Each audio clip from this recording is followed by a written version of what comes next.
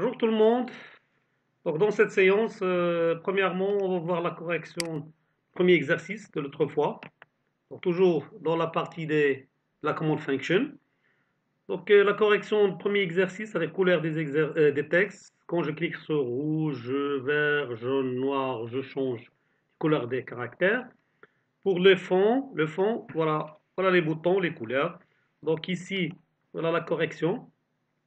Donc, quand vous exécutez, vous trouverez voilà le résultat. Donc, quand je clique sur rouge, voilà, les textes se transforment en rouge. La même chose pour le vert, jaune, noir.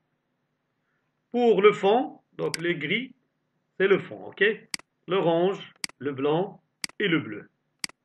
Donc voilà, vous pouvez ici changer ce que vous voulez. Donc le code source, donc c'est-à-dire voilà le code qu'on a utilisé. Donc ça, ce document-là, correction des exercices, vous trouverez en bas de l'exercice, hein. Vous pouvez le télécharger. Voilà. Donc ici, qu'est-ce qu'on a fait? Premièrement, vous commencez par HTML et head script. Voilà, la première fonction, moi je l'ai nommée par texte 1. Donc ça, c'est pour la couleur rouge. Donc texte 1, vous écrivez document.fg. N'oubliez pas, s'il vous plaît, parce que la plupart de vous, il ne met pas C en majuscule parce que la syntaxe FG color, c'est toujours C en majuscule, hein. Il faut mettre C en majuscule, sinon il ne vous donnera pas le résultat. Donc ici, document.fgcolor, c'est pour changer la couleur du texte rouge. Donc ça, c'est la première fonction. Function texte 1, je l'en mets par texte 1, texte 2, texte 3 et texte 4. Pour le fond, la même chose, c'est-à-dire les boutons du fond. Donc, function, je l'ai nommé par fond 1. Donc ici, pour changer le fond, on utilise document.bgcolor. La même chose pour bgcolor. BG, c'est-à-dire background color. C majuscule, blue. Voilà. Deuxième fonction, fond 2. Troisième, fond 3. Et fond 4. Donc, slash script. Donc ici, entre head et slash head, j'ai créé les 8 fonctions parce qu'on a 8 boutons, 4 pour le texte, pardon, 4 pour le fond. Donc c'est pour cela que j'ai créé 4 fonctions, texte 1, texte 2, texte 3, texte 4, et fond 1, fond 2, fond 3, fond 4. Voilà, après, voilà, donc c'est body, form, donc ça c'est le texte affiché. Maintenant les boutons, donc input, type, value, rouge, on clique, texte 1. Ça veut dire quand je clique sur le bouton rouge, je lui demande d'exécuter la fonction texte 1. Donc ici, texte 1, voilà, il transforme le texte en rouge. Les textes en rouge. La même chose ici pour le vert, jaune, noir. Donc, voilà. Pour le fond, couleur du fond. Donc ici, c'est la même chose. Input type button, value blue. Donc on clique fond 1, ça veut dire pour changer le fond. Donc ça, c'est la correction. Vous trouverez cette correction en bas de la vidéo. Ça, c'est le premier exercice. Exercice 2.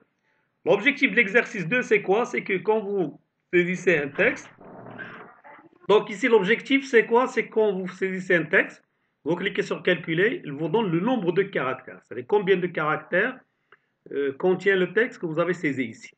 Donc ici le résultat, c'est-à-dire voilà, ça c'est le premier, le deuxième. Donc ici, voilà, saisir un texte. Par exemple, je vais saisir salut tous.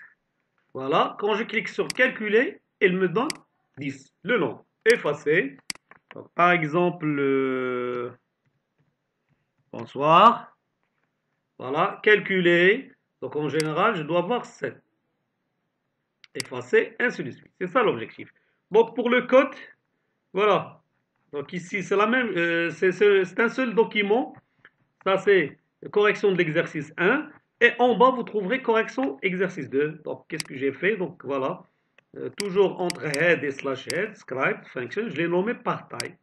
Donc, n'oubliez pas la syntaxe de vous voulez créer une fonction. C'est le nom entre deux parenthèses, ouvrante, fermante, comme ça. Donc, ici, pour moi, donc T2, c'est le résultat. F, c'est le nom de formulaire. Donc, ça, c'est obligatoirement. Vous allez ajouter la balise forme pour déclarer. Tout ça, c'est un formulaire. Voilà. Le nom, c'est F. Tout ça, je le note par F. Donc, pour avoir l'adresse de cette zone, il faut écrire F.T1.value, c'est-à-dire la valeur de cette zone.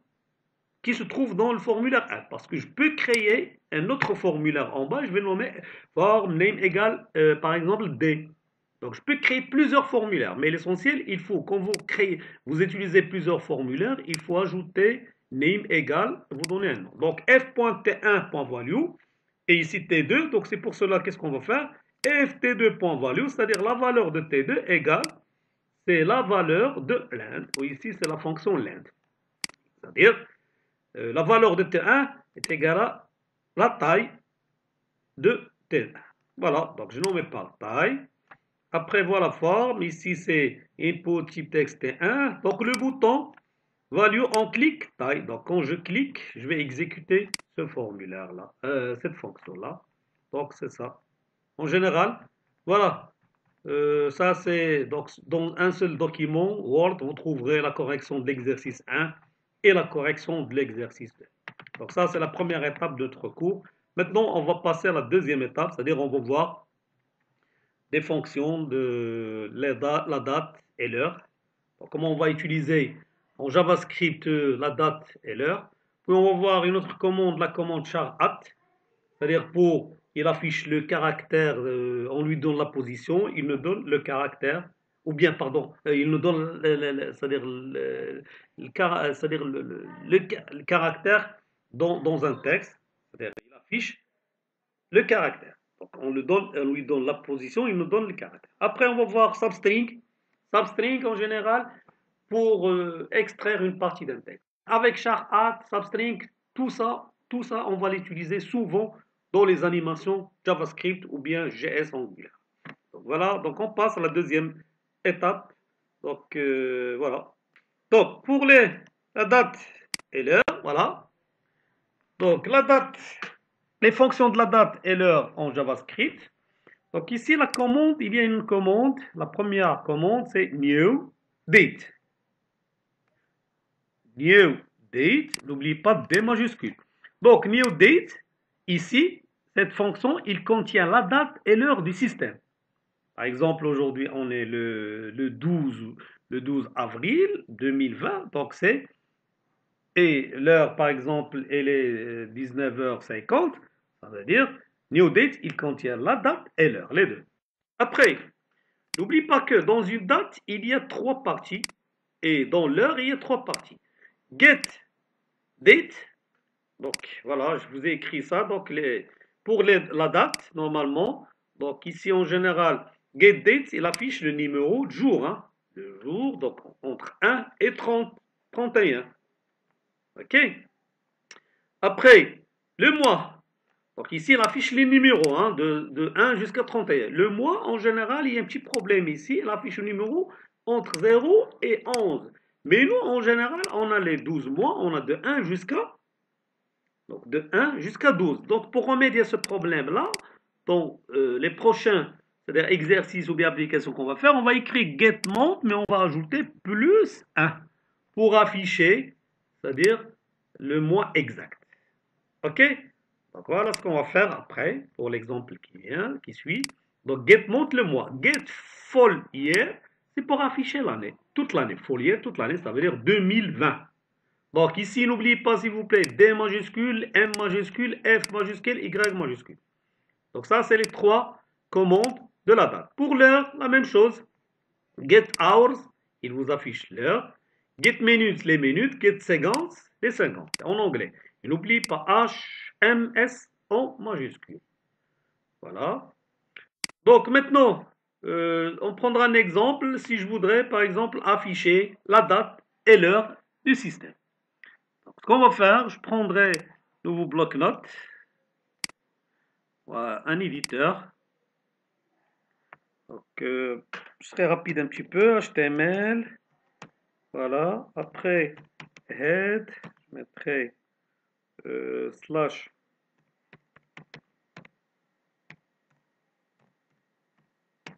body. Après, donc c'est script. Voilà. Maintenant, je prendrai premièrement la première, c'est-à-dire la fonction new date. Donc, new date. Donc, je vais stocker tout ça dans une variable Par exemple, je vais nommer par D égale new date. C'est-à-dire, je vais stocker la date et l'heure. Pardon, ici, new, j'ai oublié E, new date, voilà. Je vais stocker la date et l'heure du système dans la variable D pour que je puisse l'utiliser après. Maintenant, je voudrais afficher, donc si je veux afficher la date directement, donc je vais document point write. Donc, je vais écrire premièrement le message, la date est, la date du jour est, donc la date est, deux points, voilà, je fais une parenthèse. Maintenant, alors n'oubliez pas que le format de la date, donc vous trouverez le jour, slash, le mois, slash, l'année. Ok, donc je vais saisir partie par partie. Donc, document, point, write. Alors, pour afficher le jour, donc, qu'est-ce qu'on a dit dans le cours? Je vais utiliser, voilà, pour le ici. Donc, pour afficher, je vais utiliser getDate pour avoir le jour, le mois, le voilà, et l'année. Voilà. Donc ici, je lui dis, donc je ne peux pas écrire directement getDate, mais je prendrai la date à partir de D. Donc ça, parce que n'oubliez pas que D, il contient new date, la date et l'heure. Ok, D, point, get date. Voilà, et je fais une parenthèse. Donc ici, il me donne le jour. On a dit que les jours, ils sont entre 1 et 31. Il nous donne le jour de la date. Après, je vais afficher slash. Donc, je vais copier tout ça rapidement. Alors, pour afficher slash, je mettrai slash entre guillemets. C'est le format, pour afficher le format de la date. Encore. Maintenant, pour le mois. Le mois, c'est get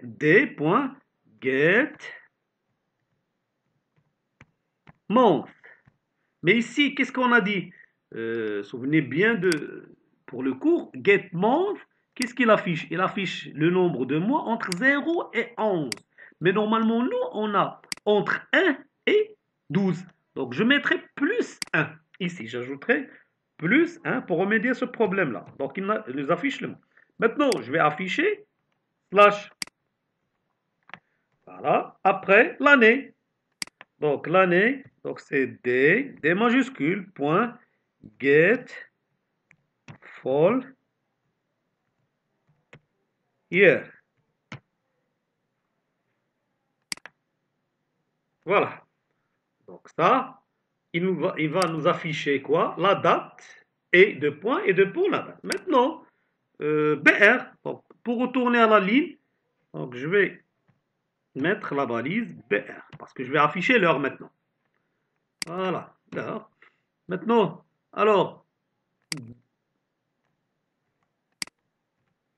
donc ici, l'heure, et comme message, voilà. Alors, je vais afficher, donc c'est D, point. Donc, pour les fonctions de l'heure, voilà, je vais utiliser get hours pour afficher l'heure. Pour afficher les minutes, c'est get minutes, get seconds. Voilà. Donc ici, D.get, H majuscule, hours. N'oubliez pas les deux parenthèses, hein, parce que c'est une fonction. Voilà, et je ferme. Maintenant, le séparateur, donc c'est pour l'heure, on utilise deux points. Donc pour les dates, on utilise slash, comme ça. Pour l'heure, on utilise deux points. Voilà, je ferme encore. Maintenant, pour les minutes, d.get minutes. Voilà, les deux parenthèses, pardon, parenthèses. Alors, maintenant la même chose ici. Les séparateurs, voilà, séparés.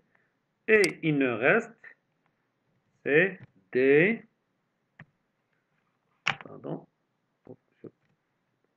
ici c'est D.get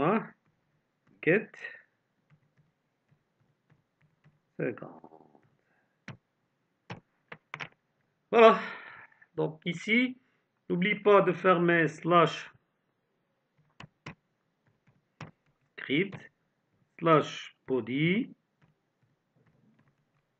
et slash html. Ok, donc ici, ce que je vais faire, je vais enregistrer fichier, enregistrer sous. Donc, je vais le nommer par exemple, date, heure, le nom, point, HTML. Dans le bureau, enregistrer. Donc ça, c'est le code. Voilà. Maintenant, ce qu'on va faire, on va exécuter. Alors, dans le bureau, voilà, double-clic. Et voilà, le résultat. Donc, je vais augmenter un petit peu pour voir. Voilà, qu'est-ce qu'il affiche? La date et, voilà, get date, il nous donne ça. Get month, voilà, c'est free. Get l'heure, get hour, minute, voilà. Donc ça, c'est pour la fonction date. Là, maintenant, on va voir une autre commande, c'est la commande char at. Char at, A majuscule. Donc, il affiche le caractère placé en énième position. Donc ici, le compteur commence de 0 jusqu'à n. Par exemple, ici, si je prends, pour mieux comprendre, je prendrai une variable, je mettrai le mot bien Maroc. Alors, ici, M, la position de M, c'est 0. La position de A, c'est 1. La position R, 2, O, 3 et C, c'est 4. C'est la position.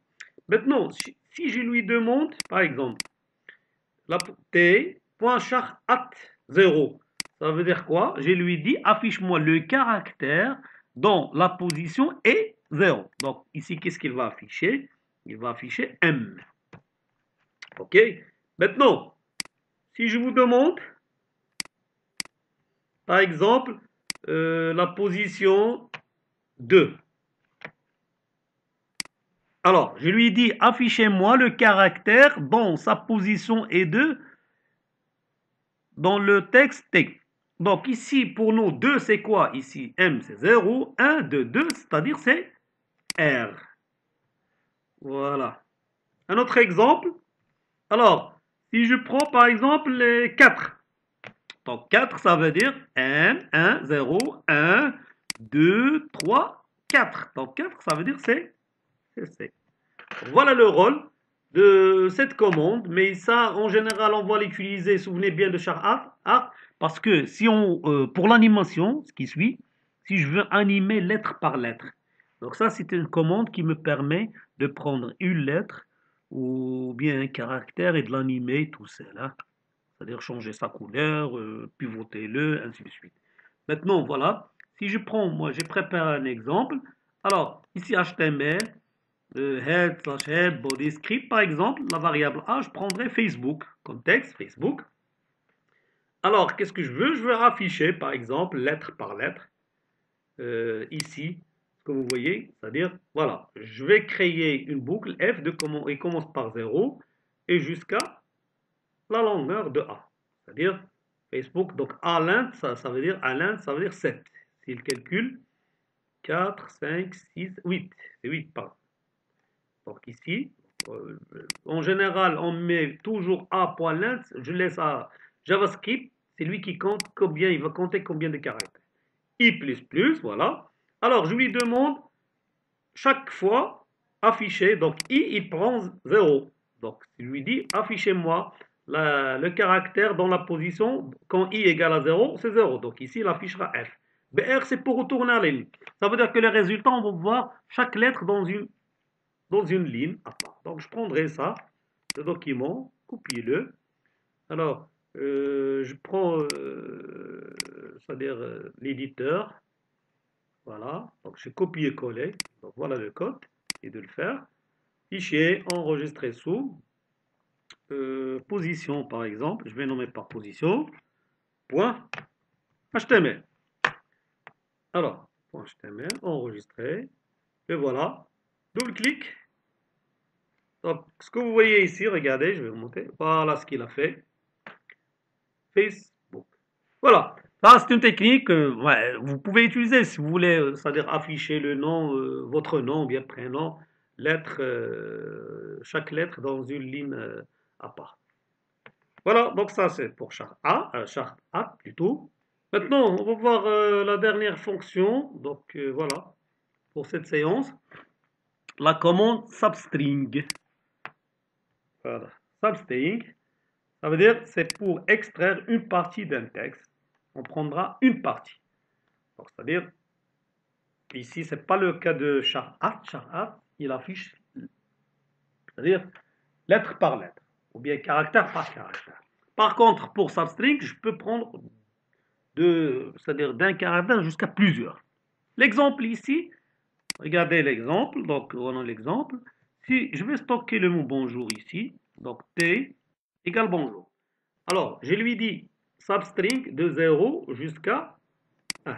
Ça veut dire quoi? En général, la syntaxe de substring, c'est pas la même chose que char@. Char@, vous donnez directement la position. Mais ici, pour substring, on lui dit voilà, on commence par la lettre qui a comme index 0. N'oublie pas que B, c'est comme index, c'est 0. Ça, c'est 1, 2, 3, 4, 5, 6. OK? On commence le compteur, c'est-à-dire la lettre B dans son index ou bien code, c'est 0. Ça, c'est 1, 2, 3, ainsi de suite. Donc, je lui dis, par exemple, ici, substring, 0, ça veut dire que je commence par la lettre dont l'index est 0, c'est-à-dire c'est B. Et 1, ça veut dire combien de caractères? Un seul caractère. Ça veut dire qu'il va afficher la lettre B, tout court. OK?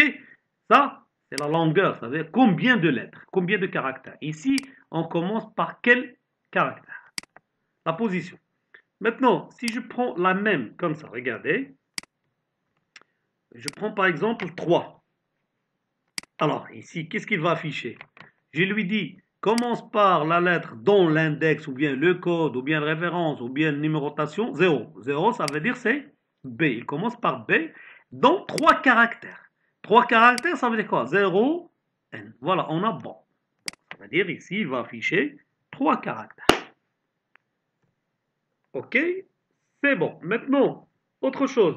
Si je lui dis, par exemple, je commence par 2 et 2. 2, 2. Ici, ça veut dire quoi? 2, ici, c'est la lettre dans l'indexation, c'est 2 ou bien l'index 2. 2, ça veut dire quoi? Ici, on a 0, 1, 2. Ça veut dire, voilà, 2, c'est n. Donc, on commence par extraire à partir de la lettre qui est composition de 2. Et l'autre 2, ça veut dire le total. Combien de caractères? Ça veut dire ng. OK? Par exemple, si je lui demande 4, et ici c'est 2. Alors, ici 4, 2, ça veut dire que je vais extraire 2 lettres. Mais je commence par quatrième lettre. Quatrième ici c'est 0, 1, 2, 3, 4. Voilà, ça on commence par O. Donc on commence par O, mais ici 2 lettres, ça veut dire OU. J'espère que vous avez compris, donc c'est ça le rôle. Et ici, on prendra un exemple, j'ai préparé en bas, voilà. Je prendrai la lettre, la même chose. Je mettrai Casablanca dans la lettre A. Alors, une boucle. Ici, qu'est-ce que je vais faire? Substring. Donc, A substring de 0 jusqu'à I. Donc, si I égale à 0, donc il ne va rien afficher. Donc, il va afficher la première lettre. Voilà. Après, quand I égale à 1, ça veut dire C. Quand I égale à 2, il c'est A. Quand I égale à 2, c'est case A, ainsi de suite. Donc je prendrai ça. Mais normalement ici, la boucle, je vais commencer par 1 plutôt. C'est pas 0. Parce que I, ici c'est la taille. 0, 0, il ne va rien afficher. Mais ici, je prendrai la boucle plutôt de 1 jusqu'à... Ça veut dire, il va commencer 0, 1, ça veut dire il va afficher A. Quand I égale à 2, il va afficher CA, ainsi de suite. Donc, je prendrai ça, CTRL-C, je vais le copier. Bloc-notes, la même chose, voilà. Fichier, enregistrer sous. Donc, je vais nommer par exemple extraire point HTML. Enregistrer. Voilà, je vais réduire tout ça. Donc voilà, extraire, double-clic. Voilà. Donc regardez, je vais remonter un petit peu. Donc quand i égale à 1, voilà, il va afficher A, 2, 3, 4, 5, ainsi de suite. Voilà. Donc ce que vous voyez ici, regardez, pour chaque A, c'est lettre par lettre. Pour substring, c'est une partie. Même à la fin, je peux afficher tout le texte. Voilà, j'espère que vous avez bien compris. Donc voilà, ça c'est le résultat général. La prochaine fois, on va voir, c'est-à-dire les fonctions avec la commande if. Donc, bonne continuation et bon courage et à la prochaine, Inch'Allah. Merci.